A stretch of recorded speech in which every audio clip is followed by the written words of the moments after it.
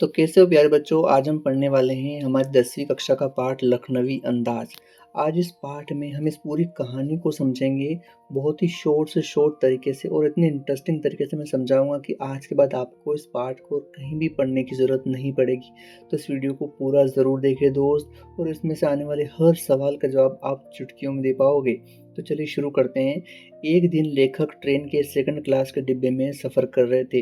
वे चाहते थे कि वे अकेले बैठकर नई कहानी के बारे में सोचे, क्योंकि लेखक कहानियाँ लिखता है तो वो भी नई कहानी के बारे में सोचना चाहते थे। तभी एक नवाब साहब उसी डिब्बे में आकर बैठ गए। उनके हाथ में दो ताजे खीरे थे। थोड़ी देर बाद नवाब साहब ने बड़े शाही अंदाज में खीरे निकालकर उन्हें बहुत नफासत से काटा, फिर उन पर नमक मिर्ची छिड़की। लेखक को लगा कि अब वे खीरे खाएंगे और शायद उन्हें भी खाने के लिए देंगे, लेकिन इसका बिल्कुल उल्टा हुआ। नवाब साहब ने खीरे का एक टुकड़ा उठाया, केवल सूंघा, उसकी खुशबू ली और फिर उसे खिड़की से सीधा बाहर फेंक दिया। इसी तरह उन्होंने दूसरा, तीसरा और अंत में सारे खीरे बाहर फेंक दिए। उन्होंने उसका एक भी टुकड़ा नहीं खाया। लेखक यह देखकर हैरान रह गया।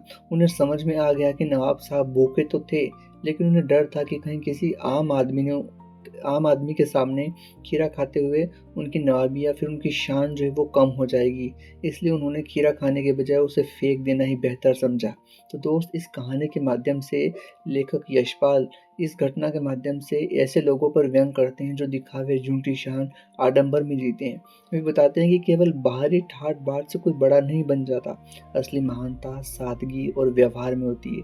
तो प्यारे दोस्तों, उम्मीद है आपको पूरा पाठ एक कहानी की तरह समझ में आया होगा। अगर आपको समझ में आया तो लाइक करके कमेंट में ज़रूर बताएं, और अगर आपका लक्ष्य कक्षा 10 में 90% से ऊपर बनाना है तो हमारे साथ ज़रूर जुड़ें।